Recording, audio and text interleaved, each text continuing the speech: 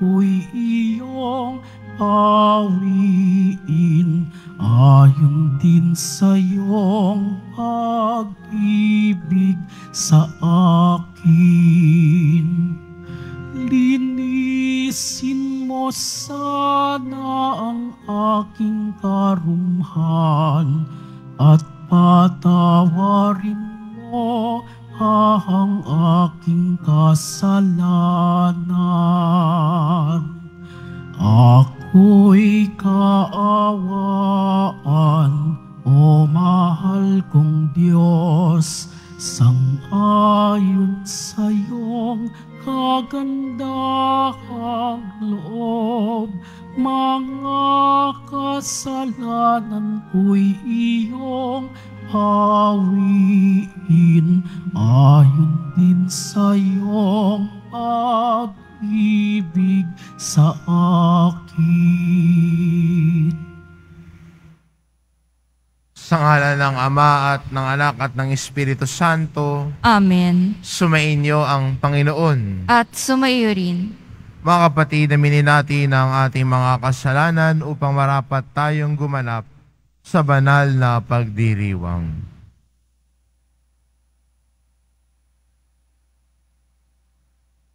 Inaamin ko Sa makapangyarihang Diyos at sa inyo mga kapatid, na lubha akong nagkasala sa isip, sa salita at sa gawa, at sa aking pagkukulang. Kaya isinasamo ko sa mahal na Birheng Maria, sa lahat ng mga anghel at mga banal, at sa inyo mga kapatid, na ako'y ipanalangin sa Panginoong ating Diyos. kaawaan tayo ng makapangyarihang Diyos, patawarin tayo sa ating mga kasalanan, at patnubayan tayo sa buhay na walang hanggan. Amen. Panginoon, kaawaan mo kami. Panginoon, kaawaan mo kami. Kristo, kaawaan mo kami. Kristo, kaawaan mo kami. Panginoon, kaawaan mo kami. Panginoon, kaawaan mo kami. Manalangin tayo. Ama naming makapangyarihan, sa taon-taong pagdiriwang ng paghahandang 40 araw para sa Pasko ng Pagkabuhay, kami nawa ay lalong umunlad sa pagtuklas sa hiwaga ng tagumpay ni Kristo, upang masundan namin siya sa pamumuhay na marangal bilang tagapamagitan kasama ng Espiritu Santo, magpa sa walang hanggan. Amen. Magsiupo po muna ang lahat.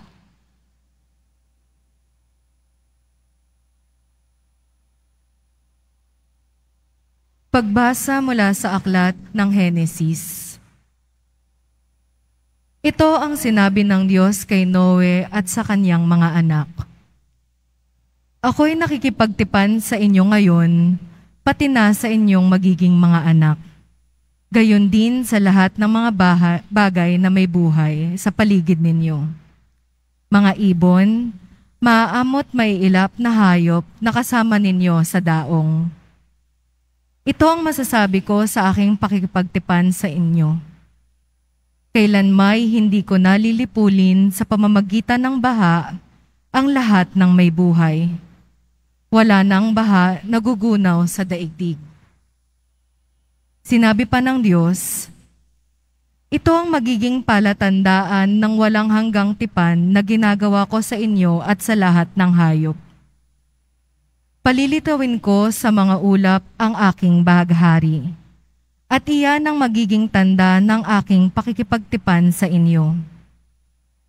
Tuwing magkakaroon ng ulap at lilitaw ang bahaghari, aalalahanin ko ang aking pangako sa inyo at sa lahat ng hayop.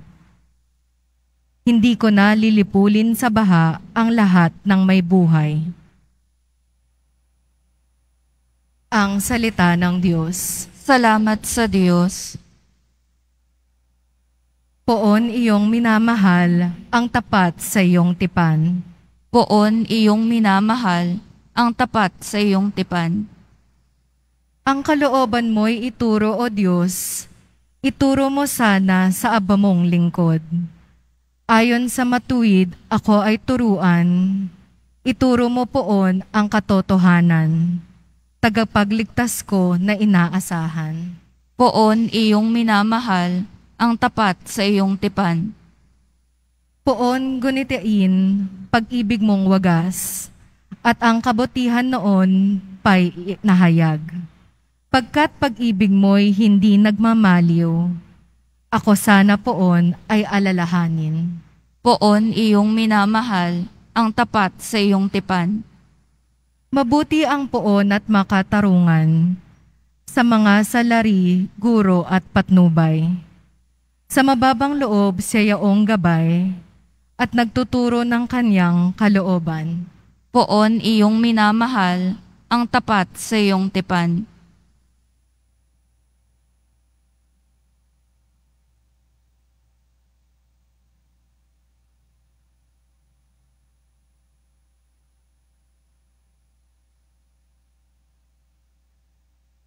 Pagbasa mula sa unang sulat ni Apostol San Pedro. Pinamakamamahal kong mga kapatid, si Kristo'y namatay para sa inyo. Namatay siya dahil sa kasalanan ng lahat. Ang walang kasalanan para sa mga kasalanan, upang iharap kayo sa Diyos. Siya'y namatay ayon sa laman, at muling binuhay ayon sa Espiritu. Sa kalagayang ito, pinuntahan niya at inaralan ang mga espiritong nakabilanggo. Yan ang mga espiritong ayaw sumunod nang sila'y matyagang hinihintay ng Diyos noong panahon ni Noe. Samantalang ginagawa nito ang daong. Sa tulong ng daong na ito'y iilang tao, 80 ang nakaligtas sa baha. Ang tubig ay larawan ng binyag na nagliligtas ngayon sa inyo. Ang binyag ay hindi paglilinis ng dumi ng katawan, kundi isang pangako sa Diyos, buhat sa isang malinis na budhi. Iniligtas kayo ng binyag sa pamamagitan ng muling pagkabuhay ni Jesucristo na umakyat sa langit at ngayon naluluklok sa kanan ng Diyos. Naghahari siya roon sa mga anghel at sa mga kapangyarihan at lakas ng panglangit. Ang salita ng Diyos. Salamat sa Diyos. Magsitayo po ang lahat.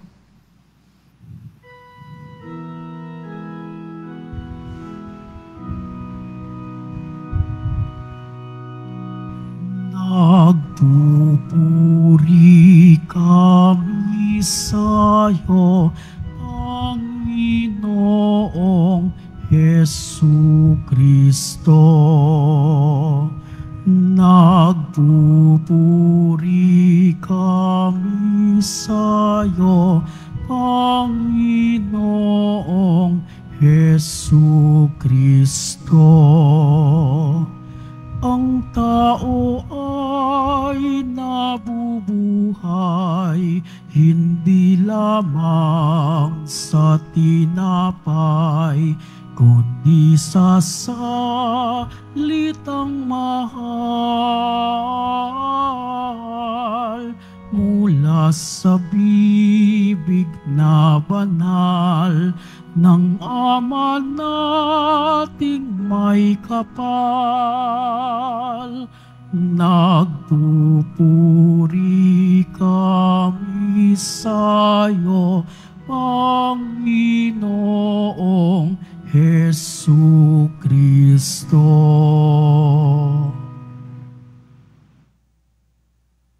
Sumainyo ang Panginoon. At sumaiyo rin. Ang mabuting balita ng Panginoon ayon kay San Marcos. Papuri sa iyo, Panginoon. Noong panahong iyon, si Jesus ay agad pinapunta ng Espiritu sa ilang. Nanatili siya roon ng 40 araw na tinukso ni Satanas. Mailap na hayop ang naroon. Ngunit si Jesus ay pinaglilingkuran ng mga anghel. Pagkatapos takpin si Juan, Si Jesus ay nagtungo sa Galilea at ipinangaral ang mabuting balita mula sa Diyos. Dumating na ang takdang panahon at malapit na ang paghahari ng Diyos. Pagsisihan ninyo talikdan ang inyong mga kasalanan at maniwala kayo sa mabuting balitang ito. Ang mabuting balita ng Panginoon. Pinupuri ka namin, Panginoong Hesukristo. Magsiupo po muna ang lahat. Sa atin pong pasimula ng ating paglalakbay sa panahong ito ng Kwaresma, sa unang linggo ng panahon ng Kwaresma, ay maganda pong paalala sa atin ng ating Panginoon ang kanyang pagpapahayag. At ganun po ang panahon ng Kwaresma para sa ating lahat. Panahon hindi lang po ng pag-aayuno, hindi lang po panahon ng pagyakap natin ng bawat sakripisyo para sa Panginoon. Kung hindi, pinaka-importante po sa lahat, panahon din po ng ating pakikinig sa salita ng Diyos. Sayang naman ang mga panahon na ikay nagtiis ng gutom. Sayang naman yung panahon na pag sabi mo'y Lent, gusto mong gumawa ng mabuti, kaya nagpakain ka ng maraming tao, lalo na yung mga may hirap sa lugar ninyo. Pero kung hindi ka nakinig sa salita ng Diyos, wala, pakitang tao lang ang lahat. At mainam sa ating paglalakbay sa panahon ito ng Kwaresma, na bigyang panahon ang pakikinig natin sa mabuting balita. At hindi lang po kung free tayo. Isa kasi sinasabi natin lagi sa Panginoon, Panginoon, busy lang ako. Pag may oras-oras na po ako, babalik po ako sa iyo. Panginoon, kung hindi na ako ganun ka-busy, makikinig ulit ako sa iyong salita. Ang panahon ng Kwaresma ay nagpapaalala sa atin na ang paglapit natin sa Diyos ay hindi lang kung kailan natin gusto, kung hindi lang kung kailan hindi tayo busy o maraming ginagawa, kundi pinapaalalahanan din tayo na ang ating ugnayan sa Diyos ay bigyang importansya sa pamamagitan ng paglalaan ng oras para rito. Di ba, gano'n naman, pag may isang bagay na mahalaga sa iyo o importante sa iyo, binibigyan mo ng oras ito. Kung mahalaga sa iyo yung sining mo, ay yung mga singer naman, hindi naman magaling agad yan eh. Naglalaan sila ng oras para sa pagpapractice, para gumanda yung kanilang boses. Ganon din sa kahit anumang larangan. Sa iyong, kung magaling ka magluto, hindi naman agad magaling ka magluto eh. Patuloy mong sinasanay, patuloy mong ginagawa hanggang sa masanay at gumagaling ka na. Dahil binibigyan mo ito ng oras, binibigyan mo ito ng halaga. At ang panahon ng Kwaresma ay imbitasyon sa atin na bigyang halaga ang ating relasyon sa Diyos. Bigyang halaga ang ating ugnayan sa Diyos. Hindi ba ito ang paalala sa atin noong Miyerkules ng Abo?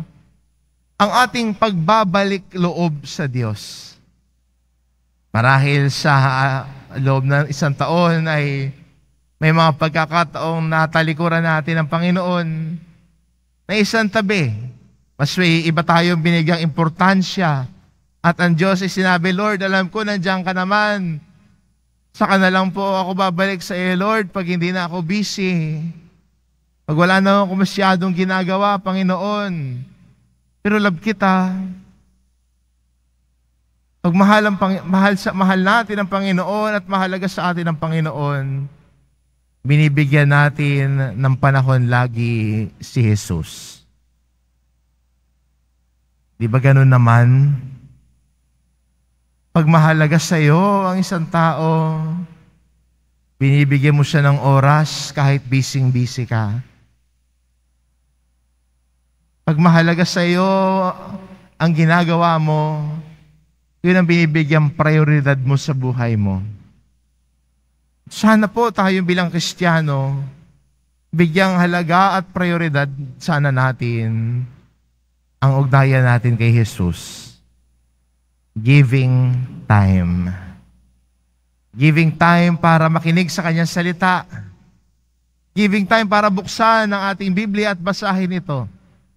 Giving time para pagnilayan ang kanyang salita. Giving time para magdasal.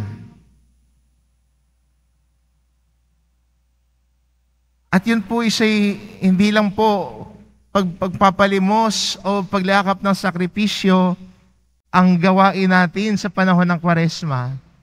Huwag na huwag kakalimutan na mahalaga din ang buhay nating panalangin. Pero hindi yung panalangin na ikaw lang nagsasalita sa Diyos. Hindi ibig sabihin ng nananalangin ka, ikaw lang yung isang oras na sabi sa Panginoon at hingi ka ng hingi ng lahat ng kailangan mo. Pero kasama rin sa pagdarasal ay ang pananahimik natin na nakikinig tayo sa Kanya. Sabi nga, prayer is our conversation with God. At pag conversation, ibig sabihin ikaw at yung kausap mo ay parehong nagsasalita. Yung isa nakikinig, yung isa din naman nagsasalita, nagpapalitan kayo. At ganoon din po sa ating panalangin. It is we talking to God, and God also talks to us. Kaya mahalaga ang sa buhay sa pananalangin natin na tayo din kailangan manahimik at makinig sa tinig ng Diyos sa buhay natin. At hindi ba ito ang ating paglalakbay? At ang pagbabagong buhay sana ay nagmumula dahil mahalaga sa atin ang Diyos. Mahalaga ang Diyos sa atin dahil nakakadaupang palad natin siya sa panalangin. Mahalaga ang Diyos sa atin dahil nakita natin siya sa ating panalangin. Naramdaman natin siya. Naramdaman natin ang kanyang presensya. Kaya mahalaga ho siya sa atin.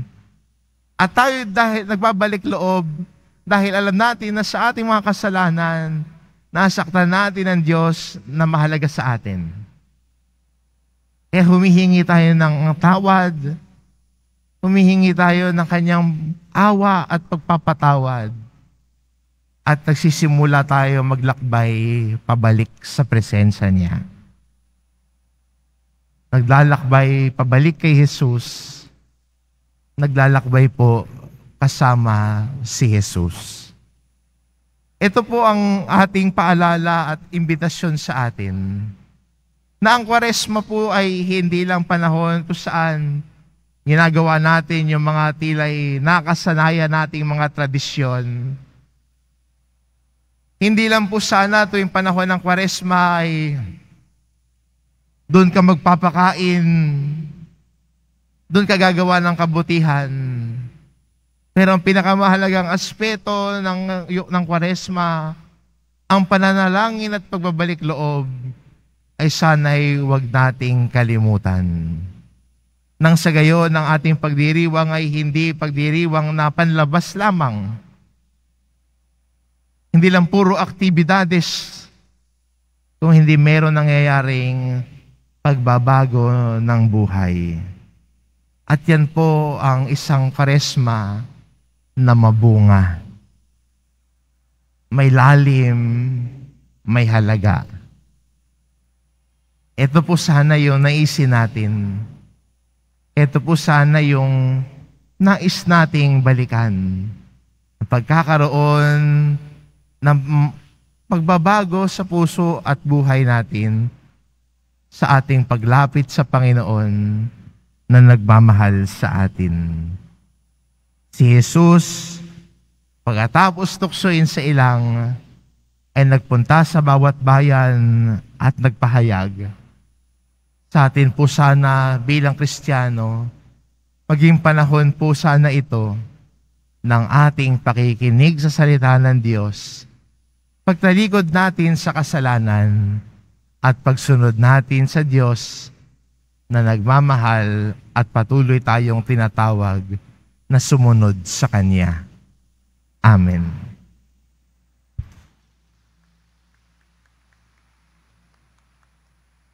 Magsitayo po ang lahat.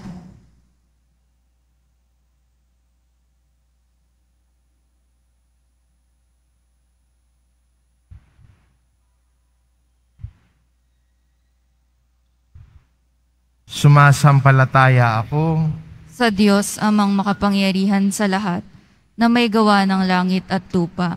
Sumasampalataya ako kay Hesukristo, iisang anak ng Diyos, Panginoon nating lahat.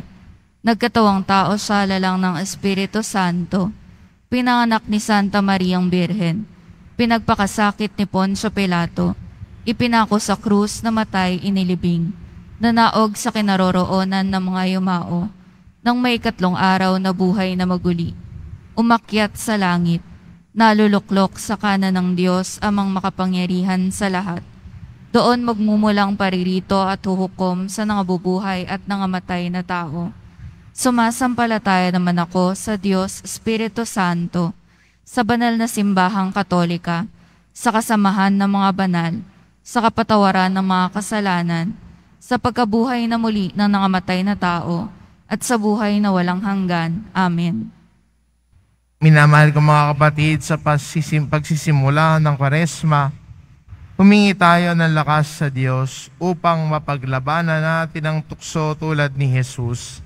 Isama rin natin ang mga pangangailangan ng mga kapatid nating nasa matinding krisis ng buhay.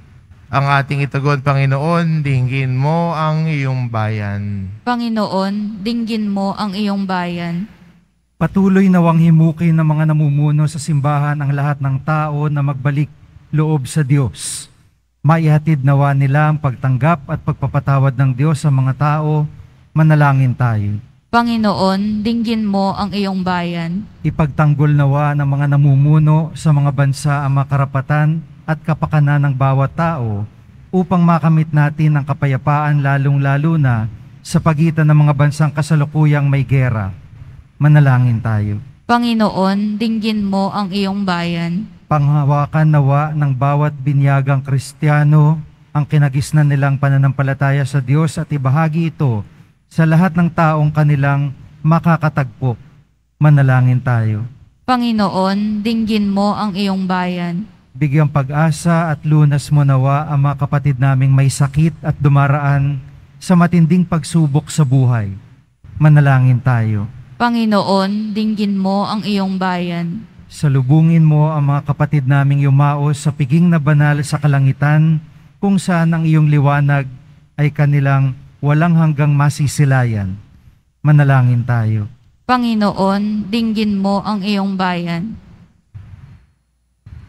Ama, pakinggan mo ang aming mga panalangin at tulungan mo kaming makilala at igalang ang dangal ng bawat tao, lalong-lalo na ang mga migrante at ang kanilang mga mag-anak. Hinihiling namin ito sa pamamagitan ni Kristong aming Panginoon. Amen. Magsiupo po muna ang lahat.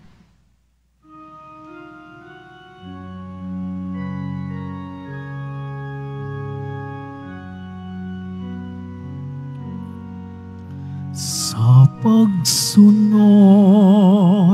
sa utos mo, nalulugod akong labis, di masukat ang galak ko, pagkat aking iniibig. Sa'yo, Ama, aming handog ang tinapay at alak na ito, handog ng iyong bayan. bayang sumasamo, humihingi ng patawad mo. Magsitayo na po ang lahat.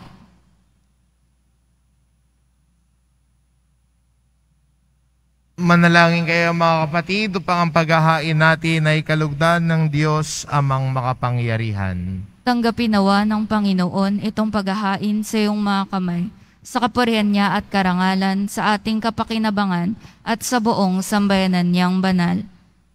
Ama naming lumikha, gawin mo kaming maging marapat, maghain sa pagdiriwang namin ngayon ng pagsisimula ng banal na panahon ng 40 araw na paghahanda para sa Pasko ng pagkabuhay sa pamamagitan ni Hesukristo kasama ng Espiritu Santo magpa sa walang hanggan. Amen. Sumainyo ang Panginoon. At sumaiyo rin. Itaas sa Diyos ang inyong puso at diwa. Itinaas na namin sa Panginoon. Pasalamatan natin ang Panginoong ating Diyos. Marapat na siya ay pasalamatan. Ama naming makapangyarihan, tunay ngang marapat na ikaw ay aming pasalamatan sa pamamagitan ni Hesukristo na aming Panginoon. Ang kanyang 40 araw na pagtitiis ng kagutuman ay nagbibigay kahulugan sa panahong ito ng pagpapakasakit para sa kapwa-tao.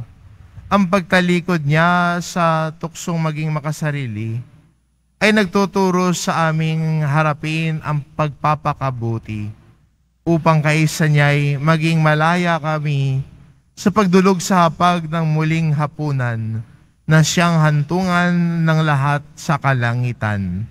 Kaya kaisa ng mga anghel na nagsisiawit ng papuri sa iyo nang walang humpay sa kalangitan, kami nagbubunyi sa iyong kadakilaan.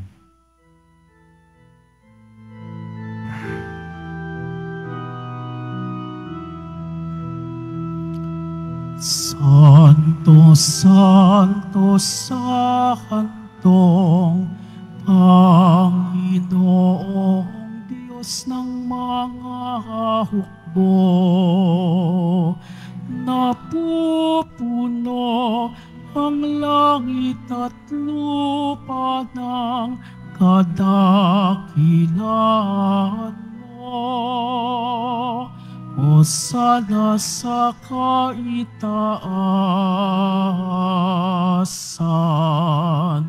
pinagpalang na paririto sa ngalan ng Panginoon. Hosana sa kaitaasan.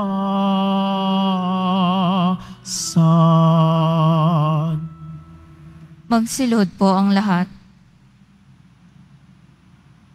Ama naming banal, ikaw ang bukal ng tanang kabanalan, kaya't sa pamamagitan ng iyong Espiritu gawin mong banal ang kaloob na ito, upang para sa amin maging katawan at dugo ng aming Panginoong Hesukristo. Bago niya pinagtiis ang kusang loob na maging handog, hinawakan niya ang tinapay, pinasalamatan kanya. Pinaghati-hati niya iyon, iniabot sa kanyang mga alagad at sinabi, tanggapin ninyong lahat ito at kanin. Ito ang aking katawan na ihahandog para sa inyo.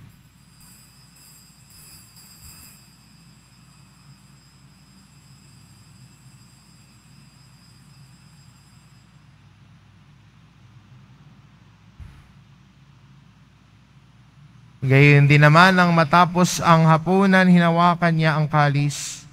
Muli kanyang pinasalamatan. Iniabot niya ang kalis sa kanyang mga alagad at sinabi, tanggapin ninyong lahat ito at inumin, ito ang kalis ng aking dugo, ng bago at walang hanggang tipan. Ang aking dugo na ibubuhos para sa inyo at para sa lahat, sa ikapagpapatawad ng mga kasalanan. Gawin ninyo ito sa pag-alala sa akin.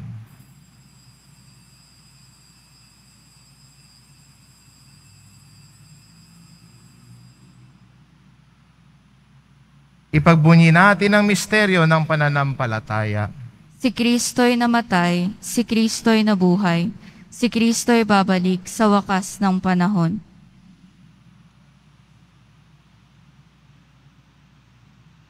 Ama, ginagawa namin ngayon ang pag-alala sa pagkamatay at muling pagkabuhay ng iyong anak. Kaya tinaalay namin sa iyong tinapay na nagbibigay buhay at ang kalis na nagkakaloob ng kaligtasan. Kami nagpapasalamat dahil kami iyong inarapat na tumayo sa harap mo para maglingkod sa iyo. Isinasamo namin kaming magsasalo-salo sa katawan at dugo ni Kristo ay mabuklod sa pagkakaisa sa pamamagitan ng Espiritu Santo. Ama, lingapin mo ang iyong simbahang laganap sa buong daigdig. Puspusin mo kami sa pag-ibig. Kaisa ni Francisco na aming Papa at ni Jose na aming Obispo at ng Tanang Kaparian. Alalahanin mo rin ang mga kapatid naming nahimlay na may pag-asang sila'y muling mabubuhay. Ngayon din ang lahat ng mga pumanaw. Kaawaan mo sila at patuloyin sa iyong kaliwanagan. Kaawaan mo at pagindapatin kaming lahat na makasalo sa iyong buhay na walang wakas. Kaysa na mahal na Birheng Maria na ina ng Diyos, ng kabiyak ng puso niyang si San Jose, kaysa ng mga apostol at ng lahat ng mga banal na namuhay dito sa daigdig ng kalugod-lugod sa iyo, may pagdiwang nawa namin ang pagpupuri sa ikararangal mo sa pamamagitan ng iyong anak, na aming Panginoong Hesu Kristo.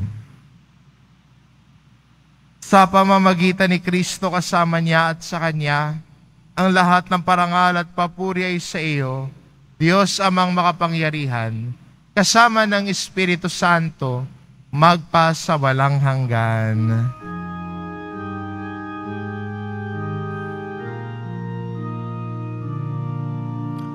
Amen. Amen. Amen.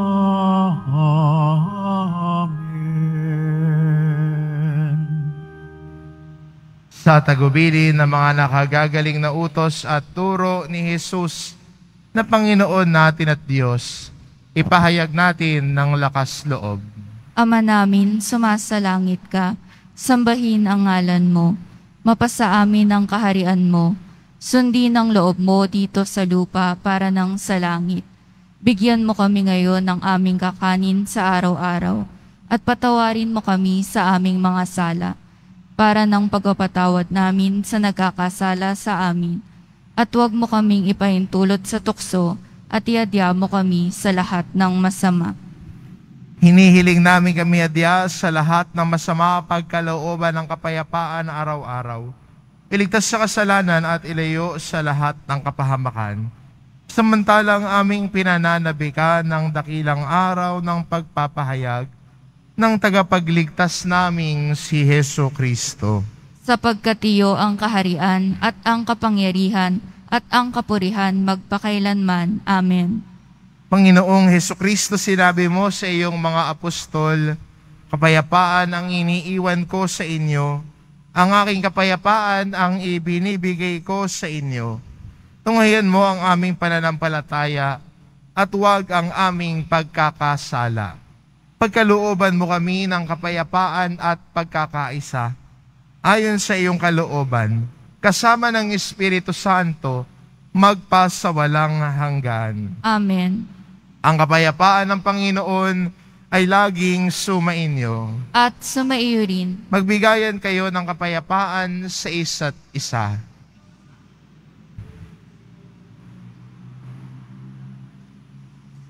Kordero ng Diyos na nag-aalis ng mga kasalanan ng sanlibutan, maawa ka sa amin. Kordero ng Diyos na nag-aalis ng mga kasalanan ng sanlibutan, maawa ka sa amin. Kordero ng Diyos na nag-aalis ng mga kasalanan ng sanlibutan, ipagkaloob mo sa amin ang kapayapaan. Magsilod po ang lahat.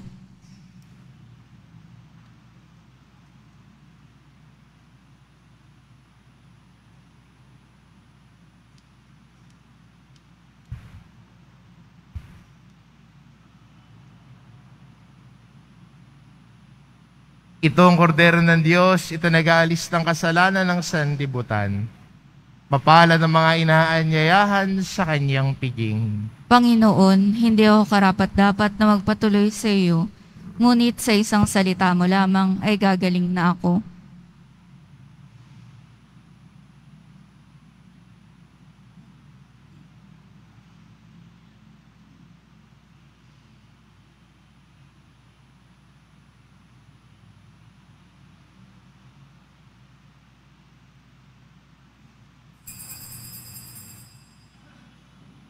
Para sa lahat ng tatanggap ng banal na komunyon, sasagot po tayo ng amen pagkasabi ng pari o ng lay minister ng katawan ni Kristo at isubo agad sa bibig bago umalis sa harapan ng pari o lay minister.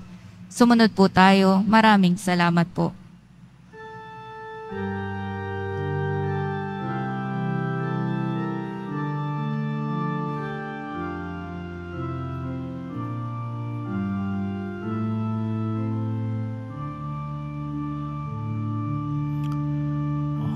Tao'y hindi lamang sa tinapay na bubuhay, bagkus pati sa mga salitang nagmumula sa Panginoon.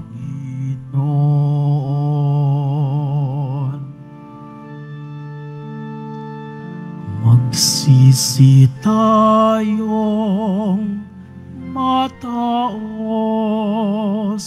halina't magbalik loob sa mapagpatawad na Diyos. Gutom tayong manikluhod nang may abot sa kong suot. Ang tao'y hindi lamang sa tinapay na bubuhay, bagkus pati sa mga salitang nagmumula sa Panginoon.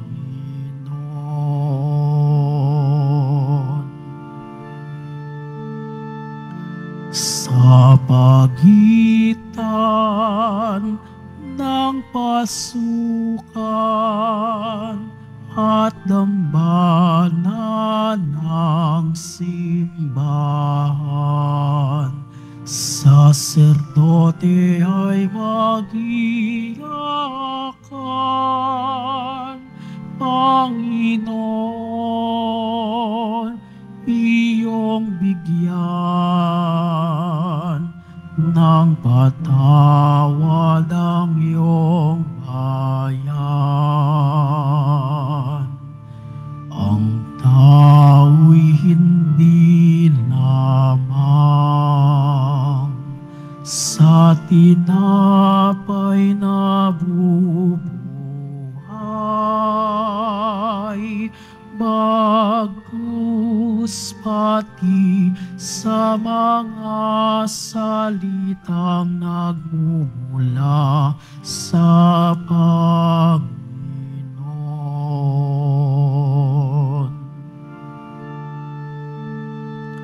Ang amin pong kasamaan ay pawiin mong tuluyan. Panginoon naming mahal, patawad ang kahilingan ng iyong bayang hinirang.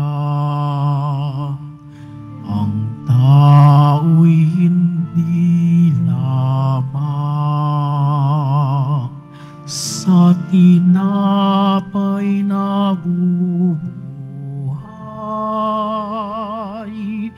bagkus pati sa mga salitang nagmumula sa Panginoon. Ang tao'y hindi lamang sa tinapay na bubuhay, bagkus pati sa mga salitang nagmumula sa Panginoon.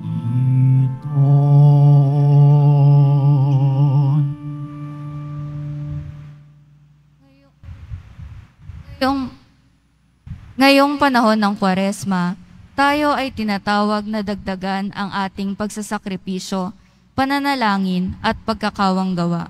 Kaugnay nito, magkakaroon po tayo ng second collection para sa pondo ng Alay Kapwa. Ang malilikom dito ay gagamitin upang tumugon sa mga pangangailangan ng ating mga kapatid na may sakit, nagugutom at naging biktima ng iba't ibang kalamidad. Tinatawagan po tayo ng ating mahal na Arsobispo, Jose Cardinal Advincola, na maging bukas palad sa ating kapwa.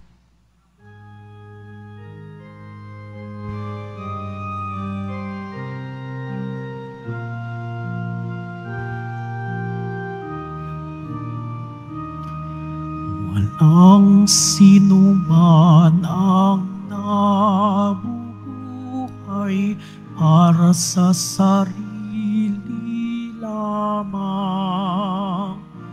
Walang sinuman ang namamatay para sa sarili lamang. Tayong lahat ay may pananagutan sa isa't isa. Tayong lahat ay tinipon ng Diyos na kapiling niya. Announcement. Ang lahat po ay inaanyayahan, lalo na po ang ating mga ministry, mandated organization, HDN at iba pang grupo o samahan ng ating simbahan sa ating ikalawang Lenten Recollection sa darating na February 20, 2024, Martes, sa ganap na ikapito ng gabi dito po sa ating simbahan. Ang ating tagapagsalita sa araw na ito ay si Reverend Father Marcelino E. Nicasio, SVT, na may temang Poong Jesus Nazareno sa mukha ng kapwa. Series 2, Matatanda at May Sakit. Mga paalala sa mga nagsisimba. Pagkatapos ng misa, wiwisikan po ang lahat ng banal na tubig. Pinaikiusapan ng lahat na manatili lamang muna sa inyong mga lugar. Tanging sa Quezon Boulevard o sa Plaza San Juan lamang ang labasan ng lahat. Sumunod po tayo.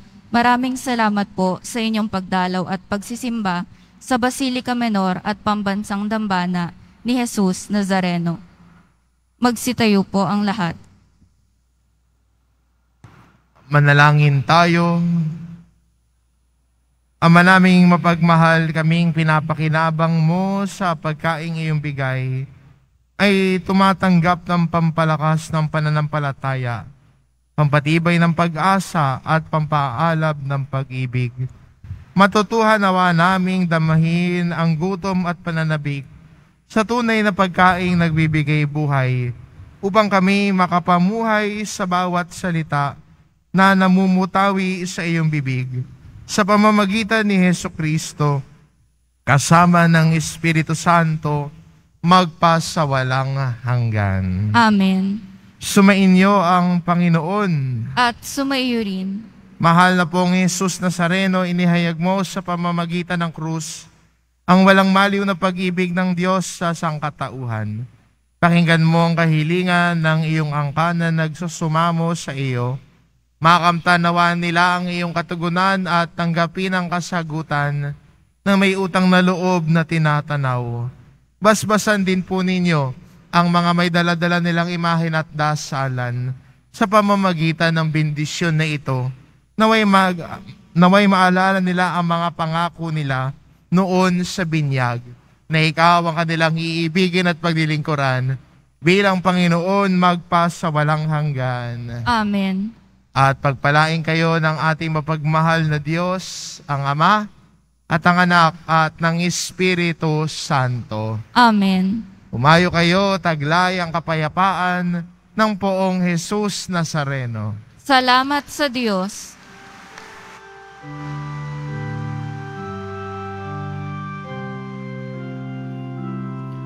Nuestro Padre Jesus Nazareno, sinasamba ka namin, pinipintuho ka namin, aral mo ang aming buhay at kaligtasan. Nuestro Padre Jesus Nazareno, iligtas mo kami sa kasalanan. Ang krus mong kinamatayan ay sagisag ng aming kaligtasan.